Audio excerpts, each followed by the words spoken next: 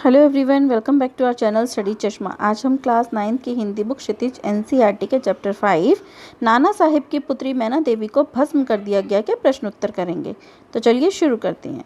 तो first question है, बालिका मैना ने सेनापति हे को कौन कौन से तर्क देकर महल की रक्षा के लिए प्रेरित किया।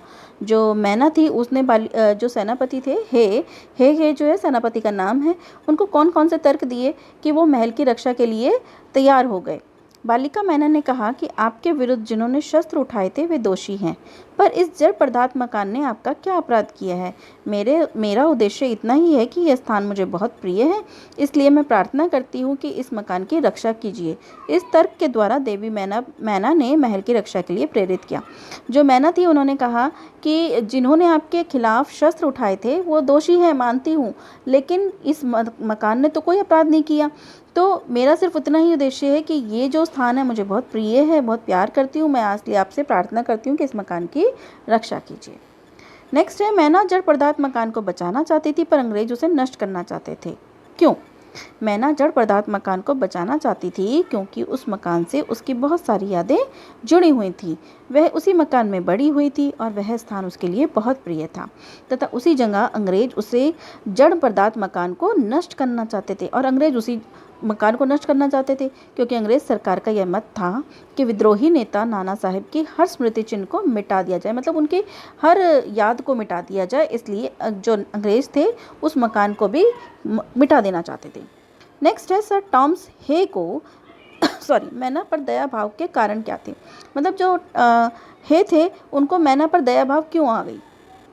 जब देवी मैना ने यह बताया कि वह उनकी स्वर्गीय पुत्री मैरी की सहेली थी और उन्हें यह भी बताया कि उस समय में जब अंग्रेजों तथा भारत के राजाओं में अच्छे संबंध थे तब वह उनके महल भी आया करते थे।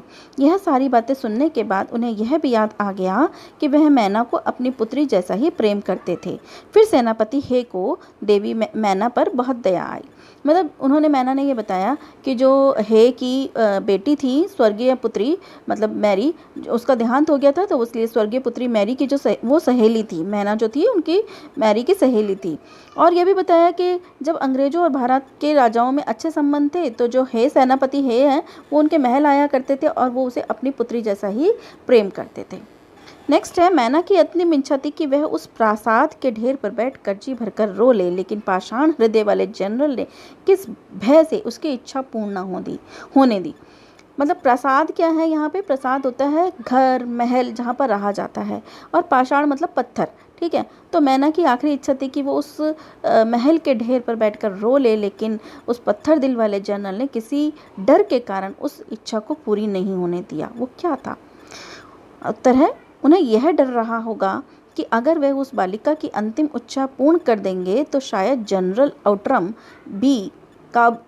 आउटरम का भी उसी प्रकार मजाक उड़ाया जाएगा जिस प्रकार सेनापति की हे के साथ हुआ था। मतलब जो जनरल आउटरम है उनका भी उसी तरीके से मजाक उड़ाया जाएगा जैसे कि सेनापति हे का उड़ाया गया था। या फिर अंग्रेज सरकार उसे दंड दे दें, हो सकता है, या फिर उसे वो दंड दे दें। यह भी हो सकता है कि क्रोध से पागल होकर सामान्य अंग्रेज नागरिक भी उस पर नाराजगी प्रकट करेंगे। तो इसी कारण उसकी इच्छा पूरी नहीं करने दी थी जनरल ने, ठीक है। मैना की अंतिम इच्छा इसलिए पूरी नहीं होने दी थी।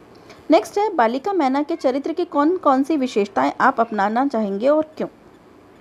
तो बालिका मैना में बहुत सी विशेषताएं थी। वह बहुत ही साहसी थी, वह बिना डरे अंग्रेजों का सामना कर रही थी, वह एक सच्ची मित्र थी, उन्होंने अपने स्वर्गीय मित्र की चिट्ठी भी संभाल कर रखी थी, वह बहुत ही निडरता से अपने तर्क देती थी तथा वह तर्कशील थी, वह स्वगृह प्रेमी थी। स्वगृह प्रेमी मतलब अपने घर से बहुत प्यार करती थी। उन्होंने अपना महल बचाने में अपनी जान भी दे दी परंतु वह महल ना बचा पाई।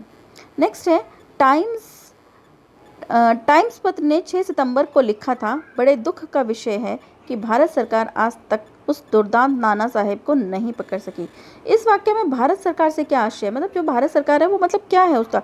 भारत सरकार तो अभी हमारी जैसी चल रही है कि क्या यही भारत सरकार है? नहीं, इस वाक्य में भारत सरकार का आशय भारत में उस समय शासन करने वाली ब्रिटिश सरकार से है।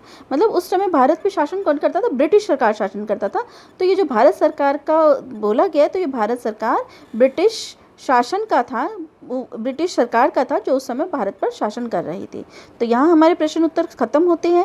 अगर आपको मेरे वीडियोस अच्छे लगते हैं तो प्लीज़ उन्हें लाइक कीजिए, मेरे चैनल को सब्सक्राइब कीजिए और सब्सक्राइब करने के बाद बेल आइकन को ज़रूर प्रेस करना, सो दैट कि अगर मैं जब भी नई वीडियो नेक्स्ट अपलोड करूँगी तो आपको उसके नोटिफिकेशंस मिलते रहेंगे। So stay tune for more videos, till then bye bye.